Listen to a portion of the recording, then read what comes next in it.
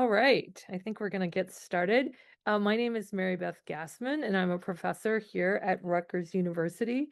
I also have the pleasure of being the executive director of the Rutgers Center for Minority Serving Institutions and the Proctor Institute for Leadership, Equity, and Justice.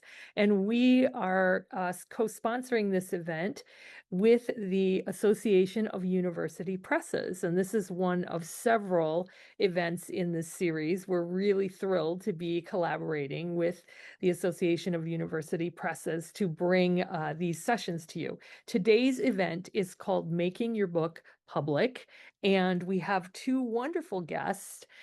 We have Christina Stonehill, who is Digital Marketing Manager at the University of Illinois Press. And we have Danielle Cody Fatal, who is the publicity manager at the University of Michigan Press. And they have assured me that they can answer lots and lots of questions. So they're going to start off with a presentation, a short presentation, and then we are going to open it up for questions. So I did want to let you know that you can put any of your questions in the Q&A feature, and I will ask your questions. So feel free to ask anything that you'd like, and I will ask your questions, and we will try to take as many as we can. So I am going to turn it over to our wonderful panelists. Take it away. Thanks, Mary Beth. So I will be talking first about email marketing. So if you want to go to the next slide, please. Oh, I think I've got them out of order. Can you do one more slide? Thank you. Okay. And I'll bounce back to social media, I guess. Okay, so with email marketing, speaking for the University of Illinois Press, we include all of our books in our seasonal catalogs, which now are PDF only. We no longer print physical copies of our seasonal catalogs, and those PDFs are available on our website. We'll then share those across all social platforms and by email. So that's one opportunity for your book or for our authors' books to reach that audience. We'll also send out individual emails to our email subscriber list that are interested in that subject matter. We'll group other books that are publishing in the same month, and those will go out to all of our email subscribers. And then we do monthly holidays like Black History Month, Women's History Month, and we'll send subject area focused e-blasts for those applicable titles. So, for example, University of Illinois Press, we celebrated Abraham Lincoln's birthday with our extensive Lincoln Studies series. And so we send out an e-blast highlighting some of our newer titles in that subject area. Sometimes we get asked if authors can do their own email marketing. And I say absolutely. Just know the limits of what's possible. So for most email clients, it's like Outlook and Gmail. It is a limit of 500 recipients per email. So going over that, I think you start getting notices that an email can't be sent. But typically, if an author has a list, a holiday card list that they send out, list of colleagues, friends, family, that's definitely a market that we wouldn't send to, and that you could definitely be reaching out to with the book cover, the link to the book. And so, yeah, that's definitely a chance for the authors to reach out to an audience that is untapped for us. It's also a good idea for crafting different email templates for different groups. So if you have potential media outlets that, let's say, you have very good connection with that you would prefer to reach out to than the publicist working on your book, which again, this is something you definitely want to update your author or your publisher on, make sure you're on the same page. And if you're doing that outreach, maybe you're including a link to an interview you did for a different book you've published or a conference or a panel you participated in. And that shows your speaking skills, your engagement style, compared to sending, to friends and family who you might be offering a discount code to. So just something to think about that, yes, you are definitely able to market to your own group and just, again, maybe definitely collaborate with your publisher on how to best do that. Okay, so back to social media, please. Thank you so much. Okay, so to start, I always tell my authors that I'm not inclined to make anyone use social media who is uncomfortable using it or who is not using it now. That being said, a new book is a really excellent opportunity to take inventory of what's worked for you in the past, what hasn't worked, what's the landscape of social media at this time. You know, Twitter is no longer Twitter, it's X now. What are your feelings on that? And what are your options, aside from Twitter, if that's not a space that you're comfortable sharing in any longer? Um, Additionally, same with email marketing. You have an audience that is unavailable to us as a publisher. Your colleagues, the scholarship that you're doing, you have that direct outreach. And so, while I wouldn't make anybody do social media, it's definitely a way to start growing an audience. And a new book is a great chance to kind of start fresh. So that's what I always suggest. Take inventory of what's worked in the past for you, and how would you like to move forward from there. Um, at Illinois Press, we post a new book announcement across all platforms around the time of the book's pub date. And then we also share any publicity that is connected to the book as far as current events or um, anything that comes up that might, again, Abraham Lincoln's birthday, an anniversary date of some kind. And so that's something that you could be sharing too. That's kind of low hanging fruit for, perhaps you've written a biography and you post something on that person's birthday, or it's the anniversary of a historical event. Those are some kind of easy times to post. Um, I would also suggest, again, keeping in touch with your publisher is the best thing you can do. Perhaps you're not using social media, but you know that there's a big news story happening right now that really aligns with your book. Definitely let your publisher know so that they can take advantage of that time because we don't always see the same news that you do. If you haven't already provided your social handles to your publisher, definitely do that as soon as possible so that they don't have to go searching for you should a news story hit. If you're not on any social platforms, please provide your handles for a university department or any affiliated organizations. Again, if you're not comfortable using social media, but you are affiliated with an organization that has a very active social presence, let them do that work for you. Have them work closely with your publisher on promoting your book and the work that you're doing. For me, I always say it's important to remember the social part of social media. So share and comment the accomplishments of your colleagues so that they feel inclined to do the same for you. Plan on posting about your own book and your own research about 1 to 2 times per week, about a month before your book comes out. But also share what you're reading, what you're watching, what you're enjoying, what you're hating. You are more than your book cover, and potential readers really want to get to know you as a person, you as a scholar. So if you are reading something that's not connected to the work that you do, perhaps it's a work of fiction that you're really engaged in, share that. And I think that that helps to grow an audience, that helps to find your group of people who align themselves with what you're working on. Be consistent and engaging. So I'm not saying to post every day, but maybe set up a loose schedule for yourself in the same way you would, make a note to when to take the trash out or something like that. So every Thursday at noon, right before I go to lunch, I do a social post. It doesn't have to take over entirely. But consistency and engagement, if you have folks who are commenting on your posts, with questions or support, definitely, show that gratitude back.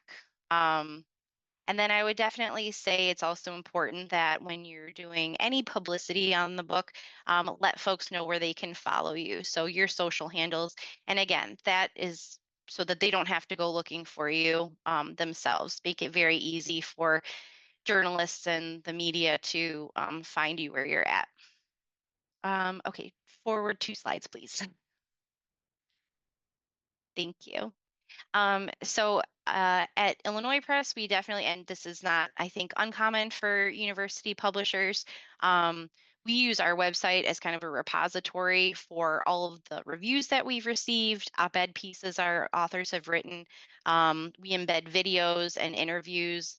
So it's nice to treat this space as a landing page. I think some authors believe that they need their own website. To get started and to promote. And well, if that's something that you desire, I definitely, go for it, try it out. But you can also use your book's page as a place to refer media to. Again, when you're reaching out to possible interviewers, you can say, hey, this is where you can find me. This is what I've done already.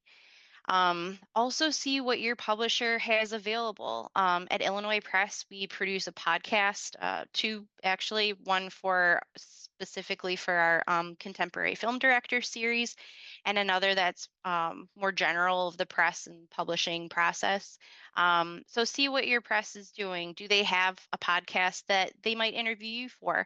Um, we have also found some success with authors selecting a colleague who knows them and their work, and that colleague interviews them on our podcast. And it's been very refreshing, kind of stepping away from virtual events where folks have to register and be there on time and having this like standalone evergreen content that the author can share and that we have available at any time to promote as well. Does your publisher have a blog that they're publishing? Would they be interested in an op-ed that you've written? Again, something aligning with current events or something to promote, maybe not this book specifically, but like, again, your breadth of work. So see what the author or see what your publisher has available to them. Um, and go from there. And they might, again, that low hanging fruit that you can easily do and check off your list of like, I did something to promote my book today. Another thing to keep in mind is creating content yourself. Lots of publishers, are often short-staffed, and so asking them, "What can I do to help promote the book?" Creating a book trailer or video content. If you have these ready-made pieces that you can help to supplement your book and that promotion, that's a huge win for publishers to not have to do that extra digging if you're willing and available and you've got the bandwidth. So that's my piece. I'm going to pass the mic to Danielle now. Thank you so much. Thank you, Christina. So the first thing, and yeah, thank you for advancing the slides. The first thing I recommend for authors is just really to think about who your audience is. And that's something you can start to think about even in the early phases of writing a manuscript. And you can pay attention to what journals you're consulting as you write your book, if there's listservs where you've asked questions while you're doing your research. And thinking about where your book should be marketed will help prepare you to work with a publisher on marketing. So a lot of publishers have an author questionnaire. At the University of Michigan Press, we call it the promotional blueprint, where they'll ask you to suggest the best review outlets for your book. And what we're looking for is where we can send review copies of your book to reach the main audience. So while it can be tempting to list only major media outlets like the New York Times, those outlets are, extremely competitive. They're most likely to feature books written by general readers, by well-known authors. But if most of your audience reads an academic outlet like the Law and Politics Book Review, a review in that outlet will be a lot more effective at getting your book in front of the people who need to read it. So publicists want to help get attention for your book, but time is limited. So we always want to make sure that the time we spend has the best chance of helping your book reach your target audience. More specifically, you might want to pay attention to which outlets in your field actually publish book reviews. Even if an outlet is influential, if it only publishes articles, we want to save the review copies for outlets that will actually review your book. I did also want to mention that book reviews do tend to take time. We frequently see reviews published 6 months to 2 years after a book comes out. But if you ever want to know where book reviews are in progress, maybe for a tenure case, or maybe you're just curious, you can always check with your publisher. Also wanted to talk about listservs. So unlike journals, listservs are an area where authors really are the only ones that can promote a book, since publishers themselves can't be members. And for outreach to listservs to be effective, it definitely helps if you are already engaged as a member. Remember, you want to show that you are interested in what others have to say as well. It's kind of similar to what Christine was saying about social media, and that you don't want your only contributions to be promoting your book.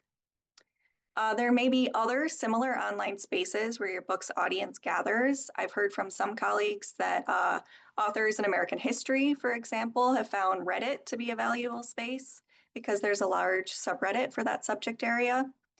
Those authors also participated in AMA, Ask Me Anything sessions to get some interaction about their book. And Christina already talked a bit about podcasts. I did just want to add that I often encourage authors to reach out to New Books Network because they cover over 100 different subject areas. They've also interviewed over 100 of our authors in those different subject areas. And you don't need to wait until your book is published to speak with podcasts, as long as you make sure you mention your book in the interview. Another way you can expand your reach to new audiences is by writing op-eds for media. These really help establish your expertise. They build credibility for readers. Because the audience is different from an academic journal, it's really important that you adapt your writing to speak to general readers. Doing this helps to establish your ability to communicate your topic and adapt your writing for readers outside academia. And ideally, you should be able to tie your op-ed into current news to make it clear why a reader should care about your topic right now.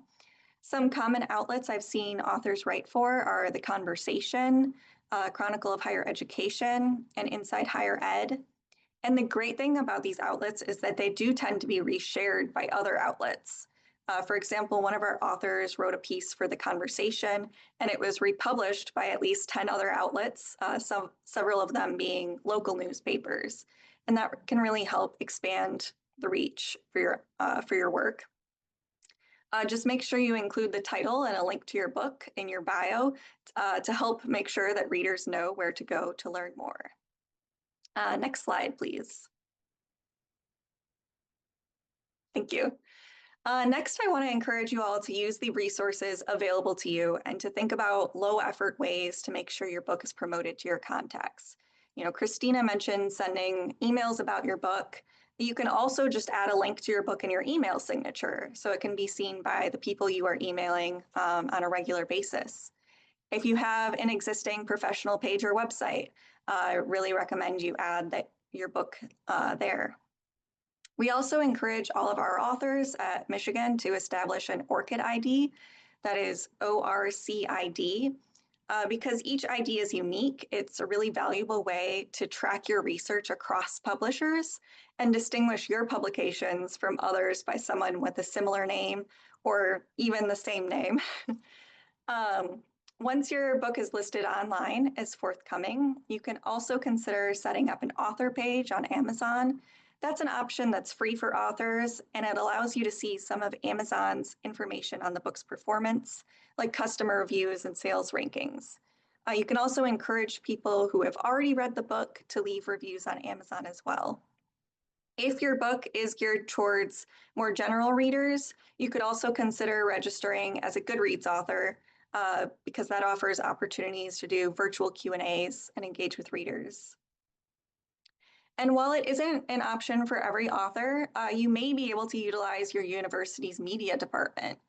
They often look for ways to promote their current faculty. So just reach out to whoever is in charge of communications, make sure they know about your book. Maybe they can only share a social media post, but maybe they can add you to a list of experts that they can pitch for media opportunities. Similarly, many institutions also promote new publications by alumni in an alumni magazine. So getting in contact with your alma mater can also offer opportunities to be interviewed or at least have your book mentioned. Next slide, please. So I did want to talk a little bit about events. And not every book needs a big book tour, and they can be a lot of work. But there are smaller book event opportunities that can be really effective for promoting your book. This is another time to think back to the audience for your book. You know, do you want to reach people on campus? Do you want to start a discussion with other scholars? Is it a book that would be of interest to local readers? You can also think about whether you want to reach a virtual or in-person audience. Virtual events like our panel today can reach a wider audience geographically. They can also be easily recorded and shared with people who couldn't attend live. In-person events might help you connect with a local audience. They might help you to sell physical copies of your book, or they might get attendees involved in an in-person conversation. And I've seen authors set up book talks through local libraries, bookstores, societies, and universities or other institutions. Some conferences offer author meets critics panels, which are a perfect way to discuss your book, while other conferences might require you to organize and propose a panel that's related to the topic. And either method can be a great way to engage others in discussion around your book. If your book is likely to be of interest to the local community, you could talk to your local bookstore or local library about an event. Local bookstores are more likely to schedule events for books that they feel will appeal to general readers and where the author is likely to help pull in an audience. So if you go that route, you should be prepared to talk with them about how you're going to help generate attendance. Whereas libraries might be more interested in book talks for educational purposes, but they might not be able to sell copies of your book. Well, you can absolutely think about setting up events while your book is in production. To have the most impact, you should really make sure that events are scheduled after your book's publication so that copies can be available. And whenever you set up book events, make sure you are letting your publisher know so that we can help make sure you have flyers, books, or other materials you might need. Publishers can also allow bookstores to purchase books at a discounted price as an additional incentive for hosting book events.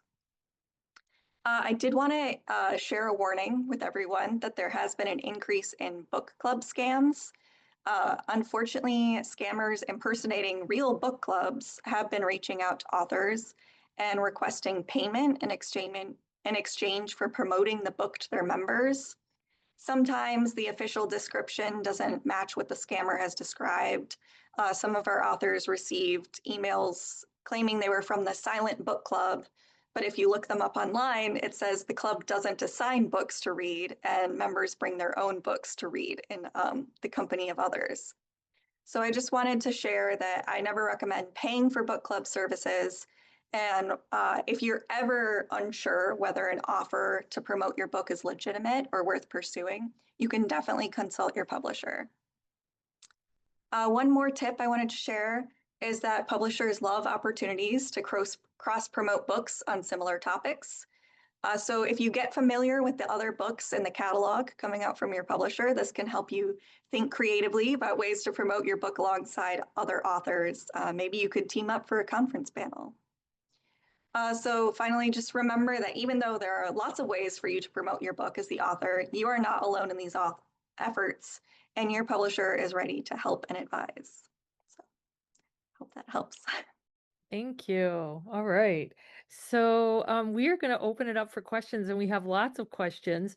And I wanted to say I'm glad that you talked about the beware of scams, because I have noticed an increase in the number of individuals reaching out to me, even about older books that have, it just has scam all over it. And the other thing is I've had other authors reach out to me and who I've co-authored with saying, should we do this? And I'm like, that's a scam. You can usually tell anytime it's too good to be true. I think it gives you your little scam alert. So thank you for that. I really appreciate it. Okay, so we're going to start with some questions.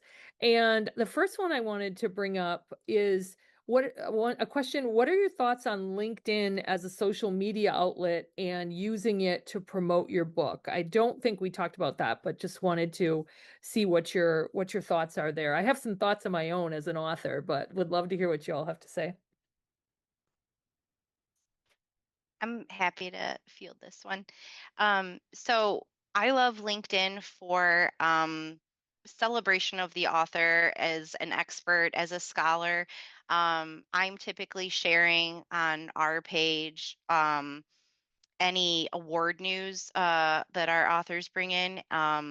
any human interest. So we do a Q&A for every book that we feature on our blog, and then I'll cross share that on LinkedIn, and it gets the best engagement really because it is that like here's the scholar as a person, here's the scholar as a scholar. And so those are my favorite things to share on LinkedIn is what's helping to further this scholar's career, what's helping to promote them as an academic and as a person.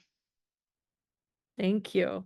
Do you want to comment at all, Danielle? Is that I think good? Christina covered it really well. I think LinkedIn's really a good place to, to talk about academic accomplishments and less so about maybe purchasing the book. Yeah. Yeah, I actually personally use LinkedIn all the time, and I will occasionally I don't necessarily say purchase my book, but one thing that I'll do is sometimes I'll do the front page of each chapter, and just say, hey, I'm doing I start off by saying I'm gonna show one chapter a week, just the front page, just maybe a few paragraphs to get them engaged, and then I always put a link to the book.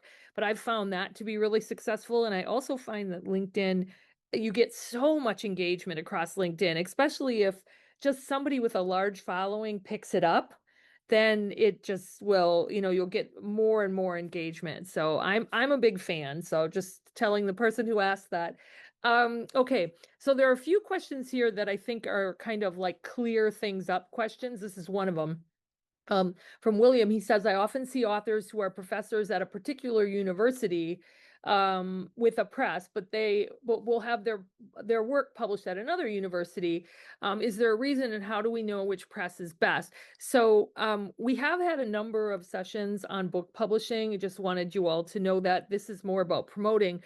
I did want to say, from my perspective, if you work at an institution, you're definitely not guaranteed to publish your work with them, nor do you have to.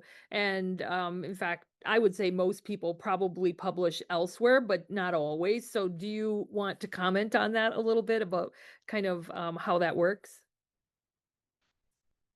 I'd be happy to. I mean, we always love working with our University of Michigan authors, but we love working with our authors from everywhere. And I think, every press has different strengths and different subject areas that they're the strongest in. And so just because the press is affiliated with your university doesn't necessarily mean it's the best fit for your subject area.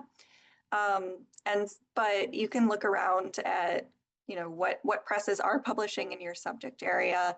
If you go to conferences, a lot of publishers exhibit there, so you can pay attention to who's in the exhibit hall and where other books that are similar to yours are being published. Absolutely. Thank you. Thank you. Thank you. Okay. Here's another one. You touched on this a little bit, but I'd love to go a little deeper. This is from Cassie. Thanks for a great presentation. For those of us working on a manuscript right now, is there a way to incorporate these strategies well ahead of the book coming out? Yeah, I think anytime you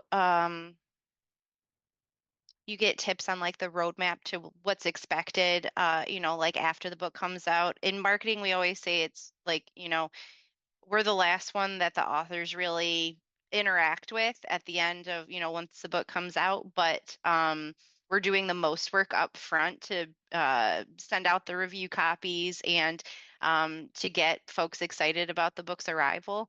Um, so if you're working on the manuscript, I think everything that we presented here is still usable information, even though like you might not have submitted to a press yet. So keeping in mind like how you might navigate a social media schedule for yourself, or starting to pay attention, like Danielle said, to journals who have a review section in the back, because you might have a favorite journal that doesn't do book reviews, and so it wouldn't be worth your while to consider them for possible review. But to like make more notice of that and maybe keep some kind of like note keeping apparatus for yourself, for when you do get to that point when you get that official like we're a go from a publisher. You're like, great, I already know what to expect. So I don't think it's ever too early to kind of start getting your ducks in a row. Great, great. I was also going to say one thing that I do sometimes is this is actually kind of a self motivator for me, but let's say I get to the point where I have a draft of the manuscript. Sometimes I'll print it out and just take a photo of it sitting on a table and let people know that it's going to be coming, that I'm working on it, and kind of create a little bit of anticipation. It also like makes me feel like, look, I printed it out. It's going to be done at some point. And then the other thing I've seen people do is, in the spirit of unboxing, I've seen people unbox their books, right? Or I've seen people when they get the cover solidified, they might take a photo and say, "Hey, just got the cover." I've seen lots of authors doing that just to kind of personalize the process of the actual full book process. So I think there are some things you can do there too. So all right, so we have a couple questions about self-publishing, and I want to say that, this session is we're working with the Association of University Presses, and as long as you have a really, really good manuscript, you can publish with a university press if they publish in your area. I will say that self-publishing is completely different. So Danielle and Christina, I'm going to ask you these questions, and you can answer any way you want. So somebody asked, like, what about self-publishing? And then someone said, if you're not affiliated with an academic publisher, and I just tried to like quell that for you, that you can submit your work to an academic publisher. You don't need to be affiliated with them. You can choose to do that. They're asking kind of what are the steps for marketing if you're self-publishing. And so that's really, I think, a little outside of your element. I do think there's probably a lot of overlap, but do you want to say anything about self-publishing or what people might want to do? I am not a fan. I'm just going to admit it. I think it's much, much better to go with a publisher. I think you're in a much better situation, but some people want to self-publish. So any comment do you want to make about that?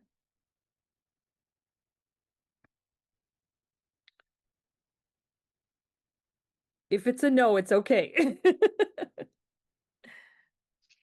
I can say I do think a lot of the same, like there is a lot of crossover here in the same way, like you know, I think when you're self-publishing, uh you don't have that support, right? And so it is all you. And so if you are like a born hustler and you're like, I can keep my own schedule, I can make my own review list, I can reach out to anybody, like that's awesome. And I'd say, stay organized and just go for it. And like you pointed out, Mary Beth, you wouldn't have that extra team, to kind of go back to. But you might also be able to build that in other ways, colleagues who have published themselves, who can kind of guide you in that direction, and tell what worked for them and what didn't. So I think when you're self-publishing, you really are taking on a lot more of that work yourself. Yeah, Yes, Danielle. I agree. And I did just want to add, you don't have to be affiliated with a university press in order to publish with a university press. We have had authors, and I'd say the majority of our authors are not at the University of Michigan, but we've also had authors that are not affiliated with any, college or university at all, that they're independent. Maybe they work with a nonprofit, and their book has, you know, it has value for the academic community, which is why we've published it, but they're not in the academic community themselves. Thank you. Thank you. Yeah, I do know some people who have self-published books and they have had to hustle, hustle, hustle. So I'm glad that you use that word. It's a lot of work. Not that you don't have to do a lot when you're working with a press, because you really do, right? I think when we were chatting before we got started, I mentioned that I always run into people who will say, "How come your books sell and mine don't?" And I often have to say to them, well, I never, ever, ever see you talk about your books online, right? You don't do that. And I think that you really do even if you're really shy, you really have to do that. And I'm just curious, do you ever work, a lot of authors are a little shyer, right? Like, do you try to work with them to kind of get up the nerve to be able to do this? Or is it just like, oh, well, we're not, some people just aren't able to do it? Or do you do it? I mean, can you recommend any kind of trainings, or what can help people especially authors who might be really into their work to kind of get over that being too shy? Anything? I think some universities, I think Danielle pointed out, have media departments, and some really are willing. They have Mhm. media training that's available. So if doing a radio or a TV interview just seems like a no-go, I could never. You can start like building that muscle, and they might, be able to coach you through that for like these are questions that might be asked, or you know. How to maintain eye contact or things like that. So definitely reach out to your university's media department and see if that's something that's available because you're representing them too. And if you're going to be on live TV talking about your book, they want you to be successful at it. Yeah, absolutely. That's one of the first things that I did when I was a younger professor is reach out and have them do a recording of me to see how I sounded and all of the different things that you put into your conversation.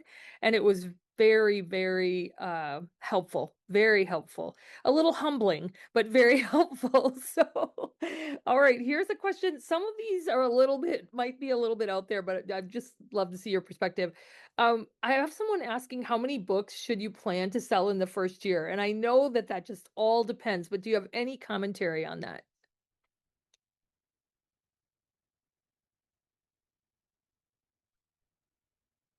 I'm not a salesperson, so I Yeah. don't know specifically, but I think it definitely depends on the book. We publish some really niche titles that are like are going to hit such a select group, and that's the part of the nature of academic publishing is, some of it is not general reader, some of it is for, primary source for a burgeoning field or something, and so you might not expect to sell a lot, the first 6 months, the first year. But the importance of that work for future scholars is huge, or, it Mhm. might not equate to sales, but, you might see that success in other ways. So, that is hard to say, but your publisher is definitely your better resource for that because they have context for what sells and like what numbers they would be considering to be successful. Yeah, and I want to remind everyone, and hopefully Jacinda or Giselle, you might be able to put these in the chat. So we've had a variety of other sessions with the Association of University Presses, and we can put the videos in the chat. And all of some of these questions that are not necessarily about publicizing your book, I think will be answered. I did want to say from my perspective as an author, I've had books that have just flown off the shelf like right away, just crazy. And then I've had other books that it just took a while for them to catch on. And I have this one book that is still selling like regularly in pretty good numbers. It's a methods book, right? I rarely write a methods book, but the methods book just and it's one where there aren't a lot out there. So it just continues to sell. Whereas sometimes something is really hot. For example, I do work related to HBCUs, and when Mackenzie Scott was giving all this money to HBCUs, I noticed that my sales of my HBCU books were going up, up, up. So it really can depend on what is happening out there. And also, I think I think your promotion does matter though, right? Really getting kind of a buzz out there, which leads me to a question in here. Um, the question is it worthwhile to hire a PR firm to connect you to podcasts and get your book covered in media? Is it worthwhile to do that? And I'm just curious if you know, on average, how much an author might pay for something like that. Any thoughts?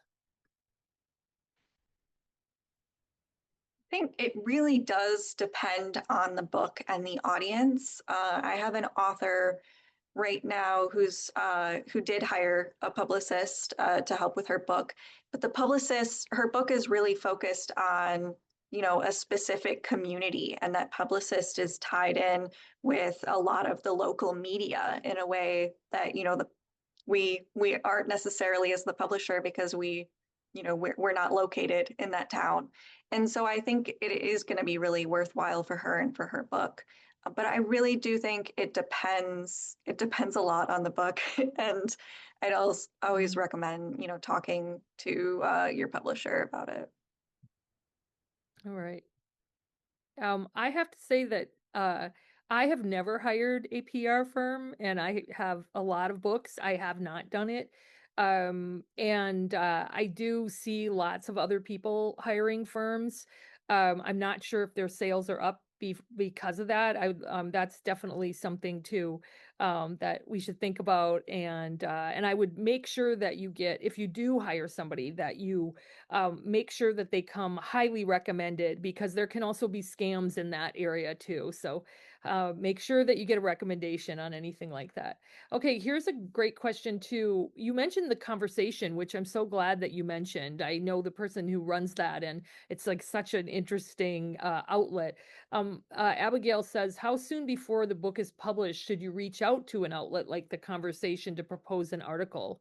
Do you want them to kind of correspond with the date that it comes out? Do you want it to come out a little bit before, a few months after? What recommendation would you give there? I do think there's an advantage to it coming out within a few months of the book's publication. Um, but I do think it can be useful at any time, really. Um, Yeah. and the benefit of it being right when the book is new or right after is that, you know, people can kind of make an impulse buy and go and buy the book right then at that moment. Hmm. Yeah, I really like that both of you recommended writing op-eds, because what I always do when I have a new book coming out, I usually think of 4 to 5 possible op-eds and where I can place them, and then I'll strategically do that about, one every 2 weeks. To see if I can do that. And if you're interested in how you write an op-ed, every year we offer a free session. It's usually in the fall on how to write op-eds. And we also have Giselle or Jacinda, if you can put it in the chat, we have a little guide to writing op-eds that'll help you. But that is such a great strategy. And it's not like you can promote the book the whole time through the op-ed. What you're doing is you're using your expertise to write about a topic that's in your book. And then what you do is in your little byline at the end, you put your name and then you put a link to your book. So it doesn't feel like kind of a lot of self-promotion. It's more kind of getting the ideas out there. I also wanted to put a shout out in for the blogs that you mentioned that presses have, because I've also found that those are great, and then you can post those across your social media, and it's a little lower stakes, right? Like you probably aren't going to get rejected from the blog of the press that you're working with. Whereas you might get rejected on these op-eds, but that's okay. You just take it to someone new. There is a question in here that I'm going to try to answer, because I'm not sure if it's necessarily a question for you all, but I will answer it. It says, in your experience, have you found that institutions of higher ed support authors who are staff university leaders, similar to how they support faculty on the tenure track in promoting the books? That's more about universities. I have found that colleges and universities do not necessarily go out of their way to promote your new book if you're a professor, but if you ask them to, they typically will do something. You can ask to have a lunch and learn, you can ask to have a book talk in the evening. You can, I love that you said alumni groups. That's sometimes it can be your own institutions, your alma mater's alumni group, but sometimes it can be where if you work there, you can ask to give an alumni talk. And I have seen administrators, staff, and faculty all do that. I don't think that most universities, though, go above and beyond to promote books of their staff, faculty, or administrators. So I don't know if you all want to say anything about that. I just thought I'd say it from my perspective. Okay. All right. So here is another question from Madeline. What strategies have you seen work for authors who have successfully written an academic book in an accessible way and have been able to promote it more widely for a larger audience? What promotional strategies have they used to show the accessibility? Any comments there? I do think that's an interesting question, because I think oftentimes authors, I think it's about managing your expectations. I think sometimes authors come to us and say they have, a book that is definitely trade worthy, which is, more mass market appeal.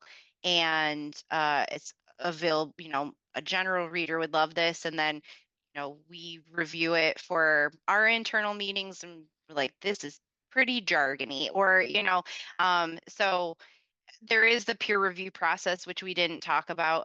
But with academic publishers, the benefit is that it goes through rounds of review before it's accepted by the publisher. So scholars in your field will, look at your work and determine, what's missing. Is this a benefit to the scholarship that they're working on? And so we have that come along with the project, and we can often get those peer reviewers to note, this is very dense, or this is, very specific to our field. And so we do take those reviews into account. So even if an author has hopes of it being a real, bestseller and available at, their local airport kind of thing, I think keeping your expectations kind of manageable. Of it might not reach like a huge audience, but again, like the audience that if you're focusing on um, that smaller group, and again, it could be a book that furthers that scholarship. So even if it's not, picked up by the New York Times or something, the value of that work cannot be understated. So definitely take it to heart when your publisher tells you, this doesn't have like a huge trade appeal. But this is how, we publish books that are like very academic. And then on the flip side, like if you do take a topic and make it very accessible, like your publisher will be able to talk to you and say, like, yes, you've really broken down a subject to make it more appealing to a larger audience. And so this is how, they'll tell you, we're looking at this as a trade title. This is how we're going to plan on marketing it. Thank you. Thank you for that. And I'm really glad that you talked about jargon, because I do think that sometimes when you're knee deep in a topical area, you think you're not using jargon, but when somebody who's not knee deep is reading it, it's just filled with jargon. And so I'm constantly telling authors to try to rid themselves of that jargon, but it is really hard because especially if you're an academic, you're steeped in it, right? It can be very difficult. But if you do want to have a more general audience, you have to rid yourself. I love the book Stylish Academic Writing by Helen Sword, and I think that that book gives lots of examples of how to write about something without using a lot of jargon, including heavy numbers kind of writing. And I'll tell a little story that I don't know, about a decade ago, I submitted a book to Elizabeth Knoll, who's an amazing editor who was at Harvard University Press. And she loved the book, but she told me, read Stylish Academic Writing, and then I want you to rewrite your entire book and send it to me. And I did. And it was the best thing I possibly could have done. It's a book that sold a lot. It's very accessible. And from that moment on, I learned how to write in a completely different way. And most people would be really mad if somebody asked them to do that, but I just decided to do it. And it was pretty much life-changing in terms of the way that I write. So I love to recommend that book, Stylish Academic Writing. I think it can change the way that you think about writing. Here's a question, and I'm gonna add to this. So Mark asks, does having a book listed on Amazon help reach a general audience? I think almost every book is listed on Amazon now, but can you talk a little bit about that? Because I know there's a whole procedure in terms of getting the description on Amazon, and I know that that's part of the marketing team. So can you talk a bit about that? And Amazon is such a big retailer that yes, we really do have to have all of our books on Amazon. And that the way that works from our end is we generally create the book description, all of the information that's going on our press webpage, and then we send it to Amazon as well. So Amazon, maintains their own page, but it should have the information that we send to them. Great. Yes, and it doesn't automatically mean it translates to a general reader, but it means that the book is available for people to purchase there. Right, and you mentioned something earlier, Danielle, where you said sometimes it's good to get people who've read your book to write a review. And I know it feels really weird to ask people, "Hey, could you go on Amazon and review my book?" But it does make a difference. And I've had so many people ask me to do that, and I've always gone and done it. If I've read the book, I'm happy to do it. I know that it helps, so I don't feel so awkward about it. I personally would probably feel awkward too, but if you need to do it, I would do it. It's okay. We kind of have to help each other out a bit. So, um, okay, here's another one. Do you have any additional recommendations for promoting edited books? Do you make a distinction in terms of promotion? And from my vantage point, authored books and edited books are very different. But can you comment on that? I would say if you're the editor of the book, definitely acting as the guide for your contributors is huge. Usually, well, it depends. I've been at two university presses, and one, like, we took a real like strong lead in reaching out to the contributors and making sure they had like an author kit and social media graphics and things like that. And at University of Illinois Press, we publish so many more titles per year and just don't have that bandwidth. So we really do rely on the editors of the volumes to make sure that their contributors know when the book is coming out, when it's online, what they can do to help share it. So you're really acting as the publicist, the liaison for your contributors. And getting them on board with sharing on social and doing all the same things we're asking you to do, you would encourage them to do that. Yeah, I was gonna say, like, a lot of edited books will have, 10, 12 chapters. If you can get all of those people promoting it across social media, I think you'll be in pretty good shape. But and again, you can have them promote their chapters, you can have them promote the book, but they have to kind of regularly do that. What I see are people doing it one time and then thinking that that's going to be good enough, right? Where it's just it's really not. And then also, if you're giving a book talk, have someone take a photo and put that out there.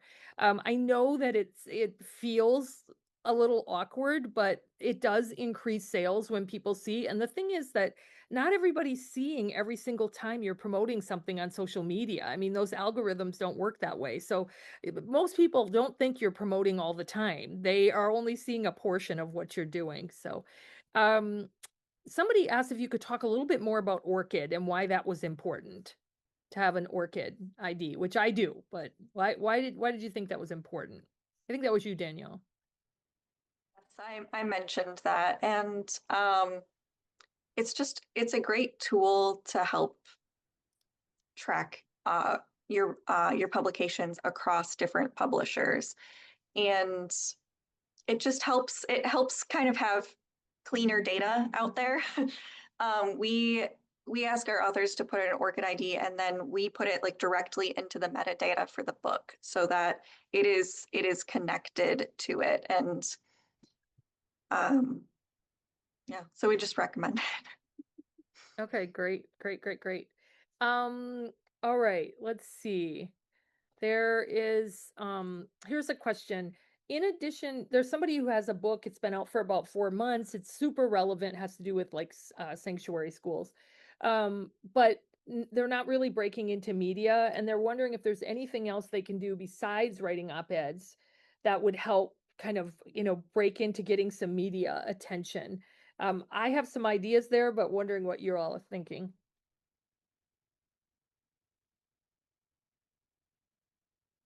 They also asked about Blue Sky. I know you mentioned that, but any thoughts on that?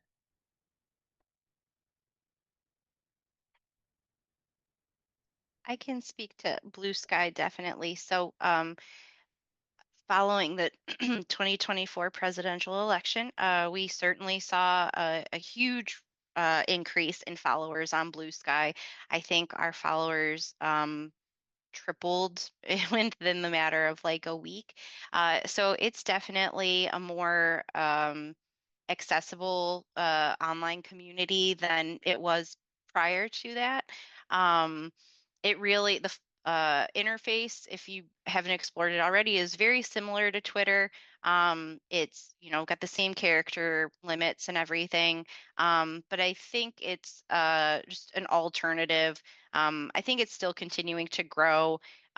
So if if you, like a lot of academics, have chosen to leave X, it's another resource for you to be able to continue that conversation, I think, in a different capacity. All right. All right. Thank you. Let me see if I had are you familiar with Mighty Networks? Anything about, I'm not familiar with that, so maybe I'll look into that and see what else there is to know. And let me see. If there's anything else that I wanted to ask. I am going to ask this, even though this question is covered in some of the previous sessions, and I do want you all to look in the chat because I'm just going to go over a couple things. There's a question about promoting your dissertation in the same way as a book. We did a session on how to turn your dissertation into a book, so I think that that's in the chat. There's a question about how to get connected with a publisher. We've done a session on that in this series, so that's also in the chat. Just want to make sure that people understand that those are a little bit different from these marketing and publicity questions, but we definitely have done sessions on that. I wanted to take the time to say thank you to both of you for being with us, and thanks for answering all the questions on the fly. We hope that we really appreciate your time. And also thank you to Giselle and Jacinda, who've been running tech in the back. And thank you to everyone who joined us. We will send you a video that includes the presenters and the slides and any resources. We'll also send those to you. You'll get a follow-up email. We appreciate you joining us. And if you have any other questions, you can always reach out to me.